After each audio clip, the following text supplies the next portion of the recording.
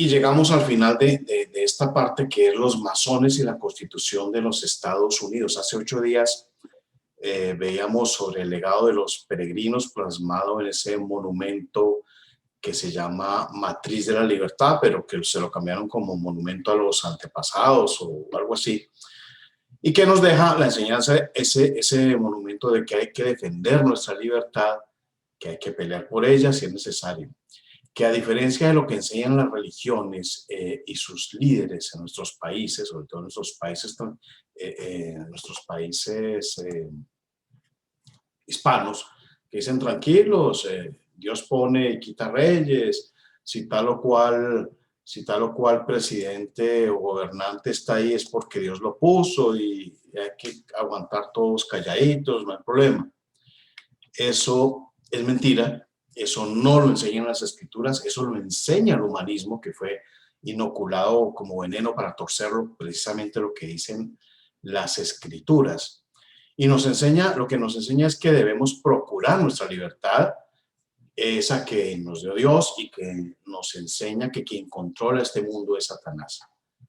Un gobernante que obedece su palabra, por el contrario, será bendecido. Eso se ha comprobado en la historia del mundo, al igual que la nación que gobierna. Pero defender la libertad a la manera que nos enseña Dios trae bendición.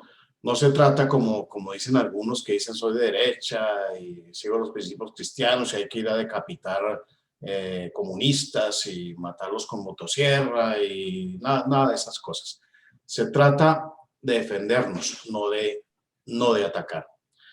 En la historia del mundo, la única manera en que una nación puede tener libertad real, puede tener prosperidad y un grado elevado de bienestar, obviamente no es un mundo perfecto, es a la manera de Dios, no a la manera del humanismo.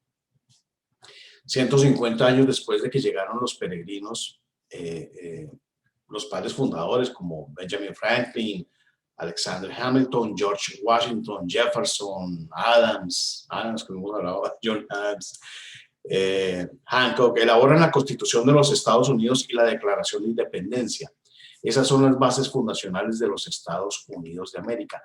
Los historiadores modernos aseguran que esos padres fundadores, y ahí vamos al tema, eran agnósticos, eran ateos, eran humanistas, eran masones, y que Estados Unidos no fue fundada sobre valores morales absolutos enseñados en las escrituras, sino sobre principios masónicos enseñados por las logias francesas e inglesas. Hagamos un pequeño repaso de lo que sucedía antes y recordemos cómo empezó el movimiento de los peregrinos el 31 de octubre de 1517. Ahí se empieza todo, no lo hemos mencionado, es la primera vez que lo estamos mencionando. En ese año de 1517, el 31 de octubre, Lutero clava las famosas 95 tesis en las puertas de Wittenberg, convocando a un debate académico. No era un debate religioso, era un debate académico sobre ciertas prácticas y enseñanzas que a él le parecían que no eran bíblicas, especialmente la venta de indulgencias que su gobierno, su iglesia imponía sobre la gente. Lutero no buscaba acabar con la iglesia, nunca. Lutero no buscaba acabar con su iglesia, sino reformar lo que estaba mal. Eso lo escribió él. Pero lo que él no esperó es que eso desató un cisma religioso, un movimiento político que ni el mismo Lutero esperaba. A esto se le conoce en el mundo como la Reforma. No vamos a meternos acá en temas religiosos, en sus consecuencias en ese campo, de este tema de la Reforma, sino en lo que venimos expresando en esta serie de charlas, que es la necesidad de tener como base y única fuente autorizada para nuestra fe y para nuestra manera de actuar, las escrituras. Que eso, sin el accesorio inoculado por el humanismo para corromper las escrituras, el humanismo es la sabiduría humana que compite con la sabiduría de Dios. Entonces, las intenciones de Lutero eran solamente generar, hay que repetirlo, un debate académico, no una revolución, como sucedió una revolución bastante sangrienta en Alemania. El resultado fue un movimiento mundial.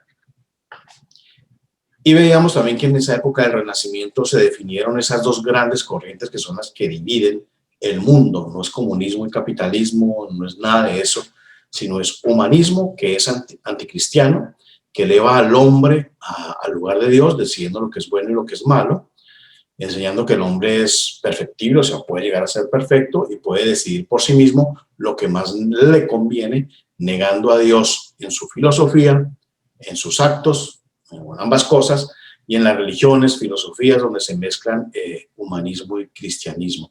Esta corriente del humanismo equipara al hombre con Dios y lo pone a competir con él en cuanto a sabiduría, en cuanto a decisiones sobre formas de comportamiento. Eso es básicamente. La otra gran corriente, está el humanismo, la otra gran corriente es el cristianismo. Está el humanismo, que es anticristiano, y está el cristianismo. Cristianismo no contaminado por el humanismo. Cristianismo puro, que enseña que el hombre es pecador y que sus decisiones en contravía de Dios jamás serán lo ideal para llevar sus vidas. El humanismo es ateo, anticristiano, y siempre, siempre ha existido, incluso antes de Cristo. Pero como corriente filosófica académica, lo vimos en las charlas pasadas, entra con fuerza en ese siglo XV, ya definida como corriente filosófica académica. Tomás de Aquino, hasta Tomás de Aquino lo mencionamos, cayó en esa corriente y fue el quien introdujo el humanismo, cuya máxima era regresar a los valores de la antigüedad, del paganismo, los dioses falibles, los humanos semidioses, la relajación moral, etc. Fue Tomás de Aquino quien introdujo ese humanismo a las enseñanzas de la Iglesia, y ahí permanece hasta el día de hoy. Pero el tema estrictamente religioso no es lo que nos está moviendo en esta serie de charlas, sino las aplicaciones políticas. Eso es lo que vamos a hablar. Lo otro vamos a verlo más adelante, si les parece. Pero empecemos por mencionar que sin los principios cristianos no existiría el constitucionalismo.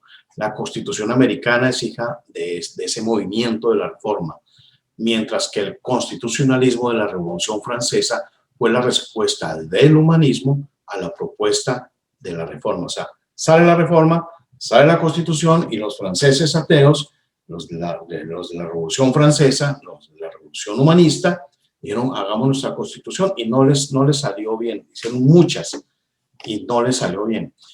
Entonces, las constituciones, lo importante aquí es que las constituciones son invento y consecuencia de ese movimiento de la Reforma.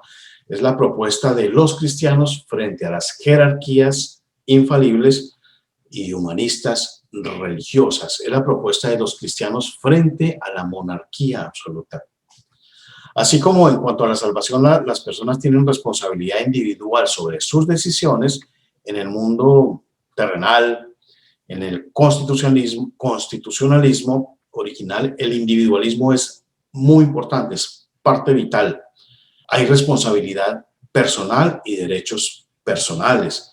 Por ello es que el humanismo, llámelo comunismo, llámelo izquierda, llámelo centroizquierda, llámelo socialdemocracia, llámelo tercera vía, llámelo como quiera, todo lo que no sea cristiano es humanismo, usa el invento cristiano, la Constitución, para diseñar su propia constitución anticristiana, atea, donde se atenta contra la vida, donde se atenta contra la creencia en Dios, donde se sublima el bien común sobre los derechos individuales, donde se diluye convenientemente la responsabilidad individual y se le atañe a temas culturales, a cosas que tiene uno, según Darwin, en sus genes. Bueno, eso es otra cosa. Entonces, ese primer intento de aplicar las normas divinas en la constitución de una sociedad sucedió en esa historia que ya no la sabemos, cuando 102 personas salieron huyendo de Inglaterra, embarcándose en el Mayflower, en Plymouth. Ellos estaban escapando de ese absolutismo y buscaban una tierra donde pudieran aplicar los principios bíblicos en sus vidas y en la sociedad que querían construir. Sin embargo, también lo mencionamos muy someramente, en ese primer intento de un código de convivencia, impusieron una vida comunitaria donde no existía la propiedad privada, donde todo lo que se producía era comunitario, donde nadie podía disfrutar del fruto de su trabajo, que es una máxima bíblica. Por supuesto, este modelo que implantaron los peregrinos en el Nuevo Mundo Aumentó la pobreza, aumentó el descontento, la pereza, porque nadie quería trabajar, porque al final de cuentas iba a recibir lo mismo que si no hubiera trabajado. Y lo desecharon. Pues ellos se dieron rápidamente cuenta de que eso estaba muy mal y lo desecharon. Entonces empezaron a aplicar realmente los principios bíblicos de respetar la propiedad privada, de que el trabajo de cada cual producía su fruto para él y para su familia, y a los que no les iba también les aplicaron otro principio bíblico, de la caridad cristiana para los pobres de la comunidad. Así que el constitucionalismo nace del cristianismo, así como las normas divinas estaban escritas, lo mencionamos la vez pasada, las normas de vida en sociedad basadas en esas máximas cristianas también deberían estar. Recuerden la matriz de la libertad. El modelo federalista que copiaba la teología federal de la alianza en el Antiguo Testamento con estas 12 tribus y sus propias naciones que estaban unidas bajo la oración de Dios, pero independientes, se basa ahí en eso. Se dejó claro también que las autoridades deberían ser modelos morales y los mandatos limitados y controlados. O sea, una persona que quería llegar a dirigir políticamente a una nación tenía que tener una vida de idoneidad moral, no como sucede en nuestros países. Nunca en los países hispanos se ha tenido esa máxima, nunca. Antes al revés, entre más inmorales, mejor, más machos. Sin cristianismo, sin Biblia y sin personas que consideran las escrituras como referente y fuente de valores morales absolutos, no hubiera existido el constitucionalismo. Eso es muy importante saberlo. En esa tradición humanista anticristiana, el Estado es como un dios secular, igual a la concepción que tenía la antigüedad grecorromana. Proveedor infinito de favores, de gracias, de privilegios, pero solamente a quienes le rinden culto. Acá la responsabilidad en el modelo constitucionalista cristiano, la responsabilidad es individual. En el modelo humanista, la responsabilidad individual se diluye y solo se espera lo que se me debe, lo que me tienen que dar y que sea gratis y ya. El constitucionalismo no basado en valores cristianos, es decir, el constitucionalismo humanista, el alejado de las escrituras, es una mala copia, una copia perversa, cuyos resultados los vemos hoy en toda nuestra América Latina y en muchos países del mundo. Por ello es que el humanismo, vuelvo digo, llámenlo izquierda, tercera vía, comunismo, socialdemocracia, marxismo, lo que quieran, hace esfuerzos monumentales por tener sus propias constituciones sin los valores cristianos que la inspiran, que inspiraron la constitución original, la idea de la constitución original. Los humanistas saben que el cristianismo y el tener la Biblia como fuente de valores son la única talanquera, es así una real talanquera contra las pretensiones absolutistas, contra los globalistas, contra esos sueños degenerados de aquellos que quieren imponer una agenda, su agenda del nuevo orden mundial, que solo trae miseria, que solo trae caos, depravación, destrucción de la sociedad, no trae nada más. Entonces, esa mentalidad de que los valores cristianos deberían ser la base para el sistema de leyes, para la Constitución, la primera Constitución del mundo, fue lo que movió a los padres fundadores de Estados Unidos. Los franceses, lo repito, y su revolución sangrienta, como dije, intentaron copiar esa Constitución basada en valores cristianos, pero obviamente les salió todo mal porque quitaron el componente más importante, el sustrato que le daba la esencia a esta idea que es Cristo. En 1782, y aquí empezamos a desmontar ese mito de la fundación masónica, en 1782 se imprimió la primera Biblia en inglés en Estados Unidos. Se imprimieron cerca de 10.000 ejemplares, se le conoce como la Biblia de la Revolución, no la revolución bolchevique, sino la revolución de los norteamericanos contra la corona inglesa, contra el absolutismo. Esa Biblia fue impresa por el Congreso de los Estados Unidos, el naciente Congreso de los Estados Unidos. ¿Qué diferencia con nuestros congresos, no más el colombiano, y los gobiernos de nuestros países, donde imprimen cartillas de aberraciones sexuales para niños en edad escolar? La Biblia nunca lo han hecho. Jamás lo han hecho. Aquí sí. Cuando el Congreso imprimió esta Biblia en 1782, lo que dijo fue: esta es una buena edición para usar en nuestras escuelas. Pero los periodistas, los historiadores, los maestros, los educadores enseñan hoy en Estados Unidos que los padres fundadores no querían la Biblia en las escuelas. No enseñan que la Biblia se incorporó en las escuelas hace mucho antes de que se imprimiera en 1782. La Biblia se incorporó en las escuelas de Estados Unidos en 1647. Y una ley de educación pública, esa ley de educación pública que tenía que tener la Biblia en las escuelas, se mantuvo hasta el año de 1963, cuando en el gobierno de Kennedy, en plena época de la inmoralidad y las drogas en Estados Unidos, cuando Hollywood y la gran prensa celebraba y aplaudía el romance, el amantazgo que tenía Kennedy con Marilyn Monroe, en esa época un tribunal declaró: esto estuvo durante más de 300 años, o sea, la Biblia en las escuelas. Ya hay que probar algo diferente y progresista. La sacaron. Y añadieron que los padres fundadores no habían querido la Biblia en las escuelas. La verdad histórica desmiente esto. La verdad histórica dice que este tribunal es mentiroso. La Biblia de 1782, que fue impresa, difundida, distribuida por el Congreso naciente de Estados Unidos, desmiente esto. En 1798, años más tarde, se imprimió una Biblia destinada ya no para las escuelas como la de 1782, sino para las familias de los estadounidenses. Ya no solamente intervino aquí el Congreso, sino los padres fundadores. Entonces, varios padres fundadores aportaron, porque ellos sabían que eso era de gran importancia, era vital que para construir una gran nación la Biblia estuviera en los hogares norteamericanos. Y eso lo vimos en el capítulo, en la pasada conferencia. La publicación y distribución de esta Biblia fue posible gracias a varios patrocinadores, firmantes de la Constitución.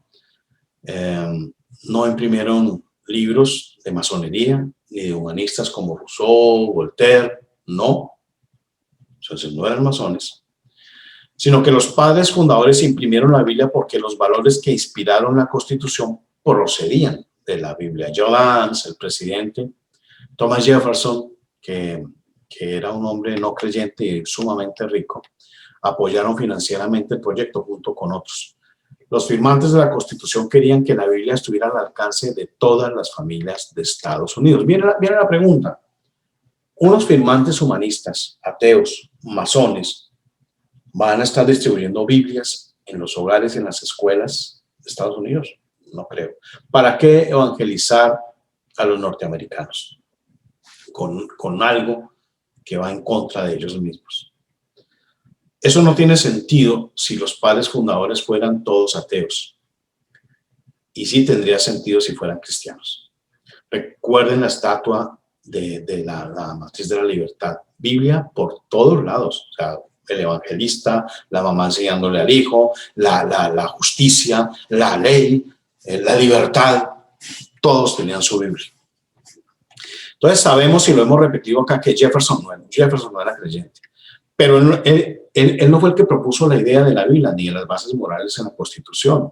Él simplemente la apoyó porque sabía que sin cristianismo no podría existir una nación libre y justa.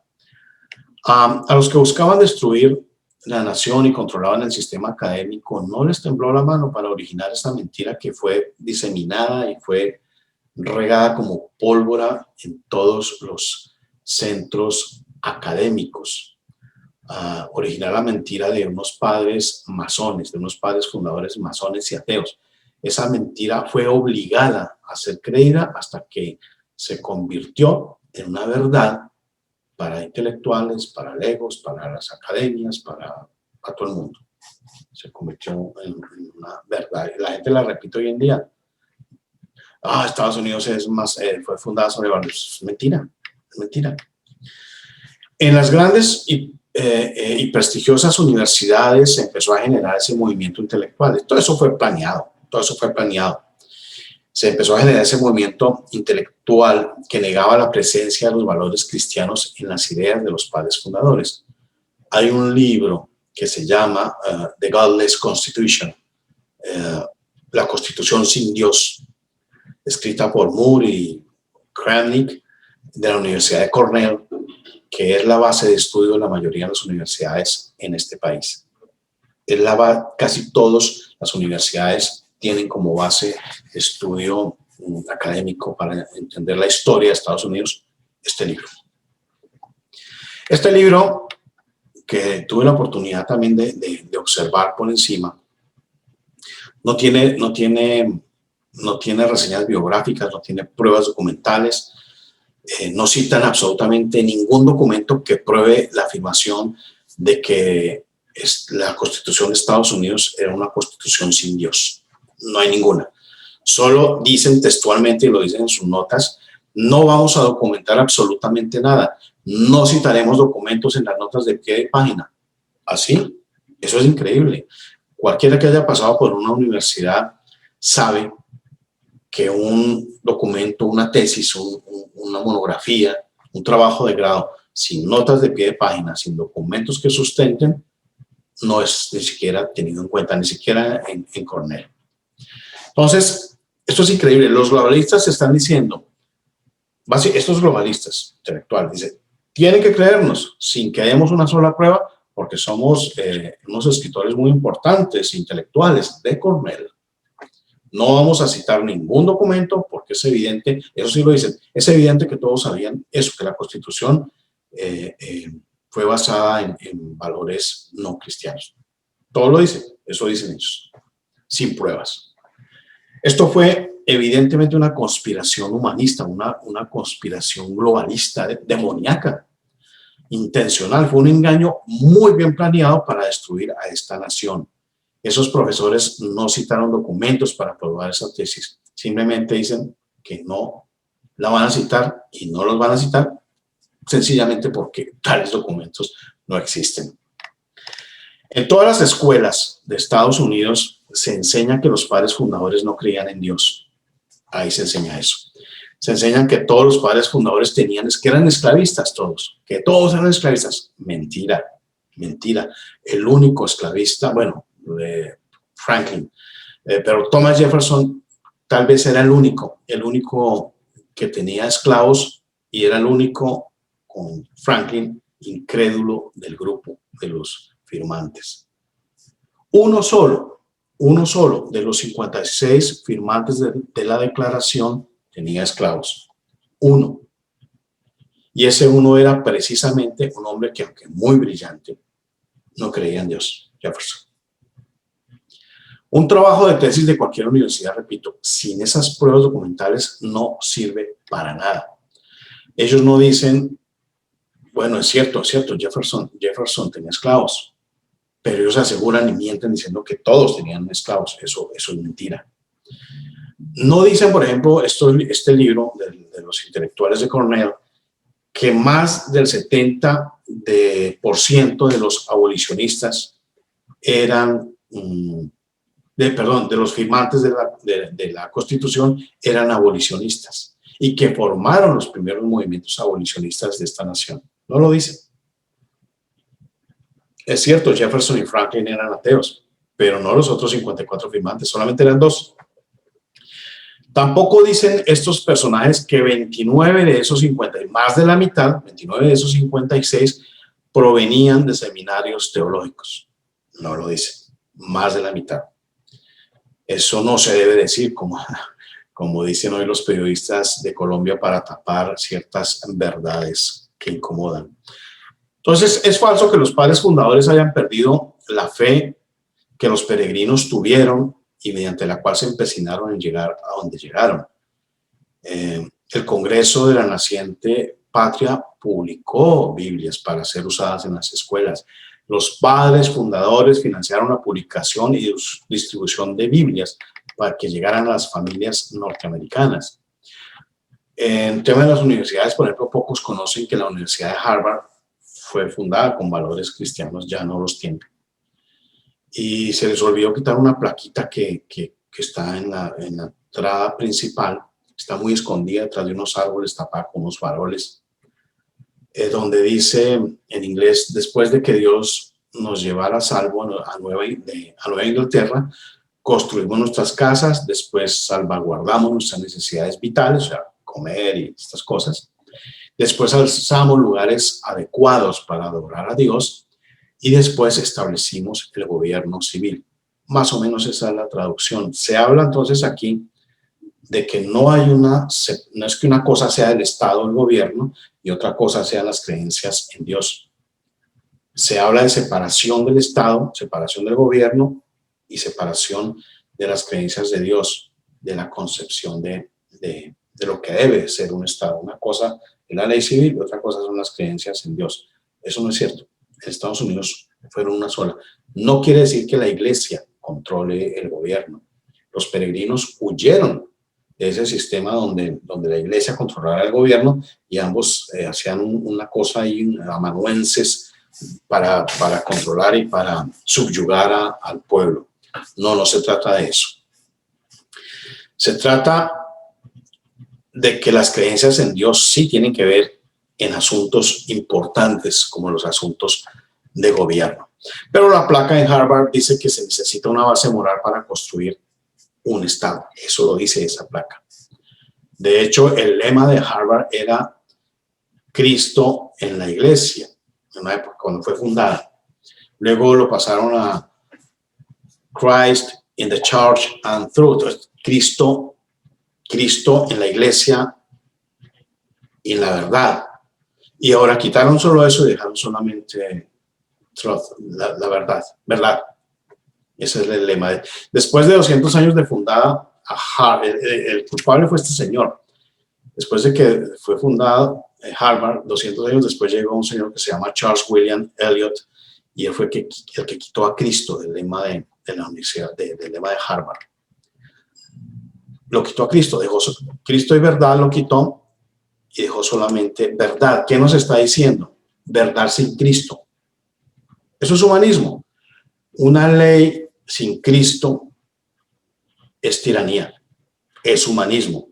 Por eso una nación que intenta construir una verdad sin Cristo, sin la Biblia, sobre cimientos de mentira, de engaño, colapsa. Eso le sucedió a Estados Unidos hasta que llegó este hombre providencial que tenemos en este momento, Trump, que quiere volver a poner a Dios en el lugar que idearon los peregrinos, en el lugar que idearon los padres fundadores y de cual lo quitaron en el gobierno precisamente de un demócrata. Por fortuna, los humanistas, los globalistas no han podido sacar a Dios del todo de los hogares americanos ni de los tribunales. O sea, en los tribunales se sigue teniendo esta base moral construida en la Constitución original. Se conserva la esencia, aunque han llegado fichas del globalismo ateo y pues ya están falleciendo. Entonces los peregrinos y los padres fundadores no querían un gobierno controlado por la iglesia, no, de ninguna manera, ni un pueblo controlado por jerarquías religiosas. No, ellos huyeron de eso. No se trata tampoco de apoyar la democracia pura, que es lo que se enseña en nuestros países, que la democracia es la voz del pueblo es la voz de Dios. Es mentira, eso es mentira. Eso, a Hitler fue elegido democráticamente, Chávez fue elegido democráticamente, Maduro fue elegido democráticamente, Uribe fue elegido democráticamente, esta señora Claudia López, alcaldesa, Kirchner, todos han sido elegidos democráticamente. Los padres fundadores de Estados Unidos eran escépticos respecto a esa democracia pura. Veían sí la necesidad de manifestarse en las urnas y todo, pero por eso recordemos la estatua, recordemos la matriz de la libertad. Por eso veían la importancia de inculcar la lectura de la Biblia y los valores morales en los hogares. Ellos veían la necesidad de que en cada familia se educara a los hijos en esos valores cristianos de la libertad para que el sistema total pudiera funcionar. Eso es básicamente lo que pensaba. A pesar de los varios gobiernos que ha tenido Estados Unidos recientemente, la nación no ha podido ser destruida porque hay millones y millones y millones de hogares donde se lee la Biblia, millones de hogares donde se busca la guía de Dios. Es decir, la enseñanza es, el cambio no se empieza ni en la Casa Blanca, ni en el Palacio de Nariño, ni en el Congreso, ni en la Cámara de Representantes, ni en las escuelas, ni en las universidades. El cambio empieza en cada hogar. Y esa es la tarea en la que nos estamos embarcando nosotros en Nueva República. A los que no saben, este fue el origen de estos talleres, saber por qué hablamos de valores fundamentales, de valores morales absolutos en política. Y esa es la tarea en la que nos estamos embarcando en Nueva República. No nos estamos quedando de brazos cruzados ni esperando a que otros hagan lo que nosotros tenemos que hacer. Esa es la tarea que tenemos y eso es todo por hoy. Voy a cerrar la sesión, pueden volver a entrar o si tienen preguntas.